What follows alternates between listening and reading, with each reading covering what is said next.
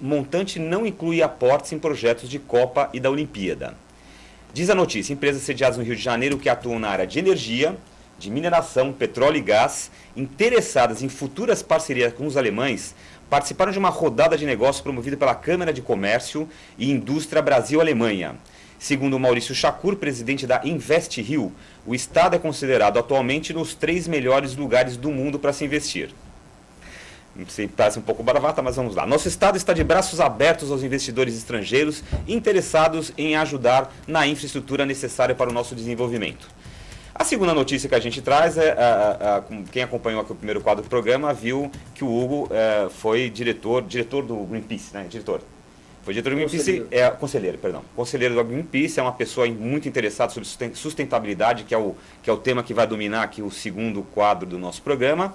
Então tem uma notícia aí também que a gente pensou, que diz o seguinte: governo só comprará produtos verdes. Ministério define critérios de sustentabilidade para licitações.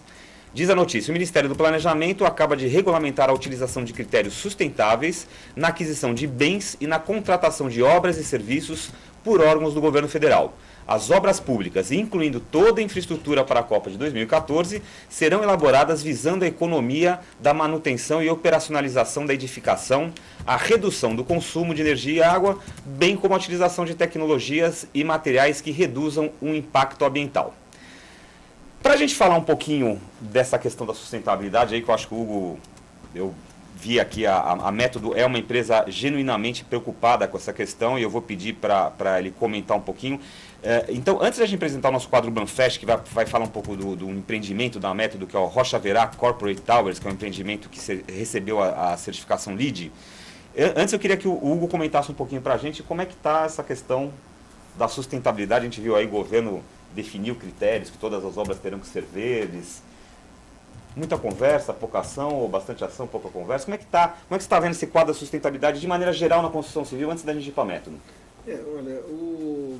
Muitas vezes as pessoas fazem essa questão, essa colocação, né, tem conversa, mas não tem ação, mas isso é uma coisa absolutamente normal. O discurso sempre antecede a prática. Quer dizer, primeiro você fala, você...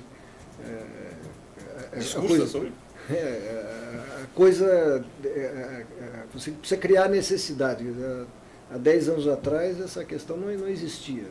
Você ia falar sobre sustentabilidade, mas as pessoas não sabiam nem do que se tratava.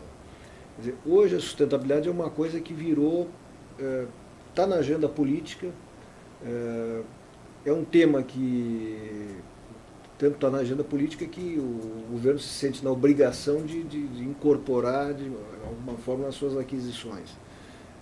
E as empresas têm a obrigação também nos seus processos produtivos, na sua relação com o mercado, também procurar fazer isso usando o conceito de sustentabilidade. Mas a primeira coisa é educar um pouco a sociedade do que se trata, quando se fala de sustentabilidade, do que está se tratando.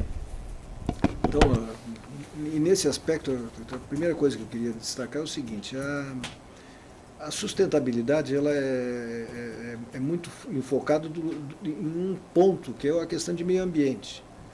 Mas sustentabilidade não é só meio ambiente, a sustentabilidade é um tripé. Quer dizer, então, uma coisa para ser sustentável, ela tem que ser usar os recursos naturais com responsabilidade, mas também você tem que ser sustentável do ponto de vista social e tem que ser sustentável do ponto de vista econômico. Então, às vezes a gente fala, não, mas isso aí é sustentável, mas é muito caro. Se for muito caro, se o fato de ser sustentável tornou o produto caro demais, ele não é sustentável. Isso é sustentável se a coisa fizer sentido do ponto de vista econômico. Então, quando você falando de edifícios verdes, quando você faz um edifício verde, uma das coisas que você faz é reduzir o consumo de energia, reduzir o consumo de água, ou racionalizar o consumo de água, racionalizar o consumo de energia. Mesmo durante a obra, nem sempre é só depois da obra pronta. Não, mesmo durante a obra. Então, com isso, você está reduzindo o gasto futuro. Por exemplo, quando você pega o custo de uma edificação ao longo de 40 anos, e você compara qual é o valor, custo inicial do seu investimento, depois o custo que você vai ter para a operação desse edifício, e o custo das reformas que você vai ter que fazer ao longo do tempo, você verifica, por exemplo, que só o consumo de energia, ao longo dos 40 anos, já é equivalente ao seu custo inicial, ao seu investimento inicial.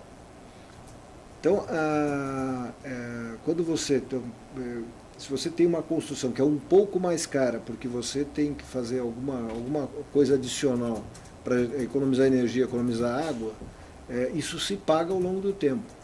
E acaba fazendo com que aquela edificação ao longo do tempo seja mais econômica do que seria se não fosse sustentável. E quando você fala de edifícios também, uma parte que é fundamental na sustentabilidade é a questão do conforto interno para os seus usuários. Nós não nos damos conta disso, mas nós passamos a maior parte das nossas vidas dentro de edificações. Nós nascemos dentro de uma maternidade, estudamos em escolas, trabalhamos normalmente em lugares fechados, até o nosso lazer, vamos ao cinema, vamos ao teatro, vamos fazer esporte, vamos numa academia, uma parcela... É uma verdade, né? Eu mesmo faço uma academia dentro de um shopping. Dormimos, é uma academia indoor. Dormimos dentro do exercício. Dormimos dentro de casa. Cerca de um terço do dia nós estamos dormindo dentro de uma edificação, quer dizer, nós moramos dentro de uma edificação, e nós passamos uma grande parte das nossas vidas dentro de edificações. Então, a nossa qualidade de vida está associada ao conforto ambiental dessas áreas. E aí nós estamos falando de quê? Da qualidade do ar que nós respiramos, da qualidade da iluminação, da qualidade acústica, da qualidade olfativa. Isso tudo são coisas que entram na questão da sustentabilidade. Por outro lado, aqui no Brasil, quando a gente fala de construção sustentável, a gente tem que ter outros componentes que não existem, por exemplo, quando você pensa em Estados Unidos e Europa. Lá tem questões que já estão resolvidas. Por exemplo, a questão de segurança do trabalho. Provavelmente um sueco não imaginaria colocar questões de segurança do trabalho como exigência para uma construção, porque eles já resolveram isso. Já está implícito. Está implícito, isso não tem que ser exigido, agora, já faz parte do processo. Aqui no Brasil, em grande parte do nosso setor de construção civil, ainda as questões de segurança do trabalho são muito mal abordadas. Quer dizer, ainda o trabalho é muito inseguro, ainda é feito de forma muito agressiva para o trabalhador, tem muita construção, tem muito particulado, a qualidade do ar que o trabalhador respira na obra ele respira muita poeira, gases, etc. Muitas vezes está trabalhando num subsolo com alguma máquina, algum contaminante, mesmo alguns materiais que são usados na construção são materiais tóxicos. Então, quando se pensa em sustentabilidade aqui no Brasil, não dá para dissociar o lado social, as questões sociais não estão resolvidas. Você faz um resort no Nordeste, do lado de uma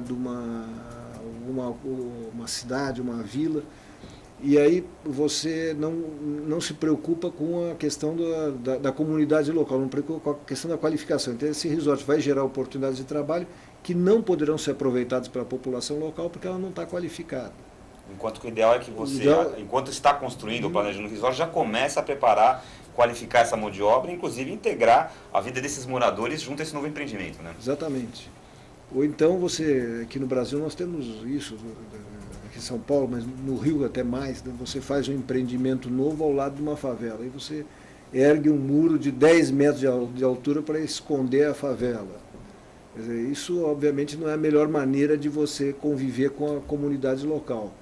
E essa comunidade local muitas vezes vai trabalhar nesse empreendimento que está sendo construído. Quer dizer, essa interface do empreendimento com o seu entorno, ele precisa ser trabalhado. É verdade.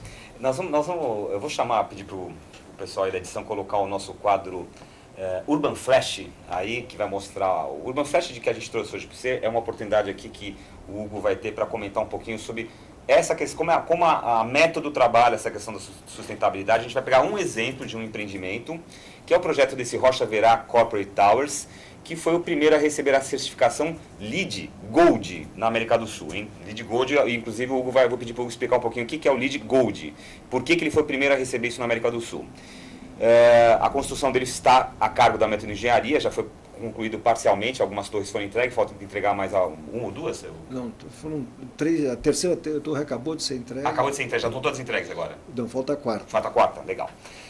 A certificação foi obtida no mês de agosto de 2009 e comprova que o empreendimento atende a todos os requisitos para aliar o máximo em aproveitamento dos recursos naturais com a redução do impacto ambiental durante a obra e em sua operação posterior. Todo o projeto do complexo de escritórios foi concebido dentro de 4 exigências. A primeira foi a redução do consumo de energia e dos custos operacionais de manutenção. O segundo foi a diminuição do uso de recursos ambientais não renováveis. O terceiro, a melhora na qualidade do ar interno do edifício. E o quarto, a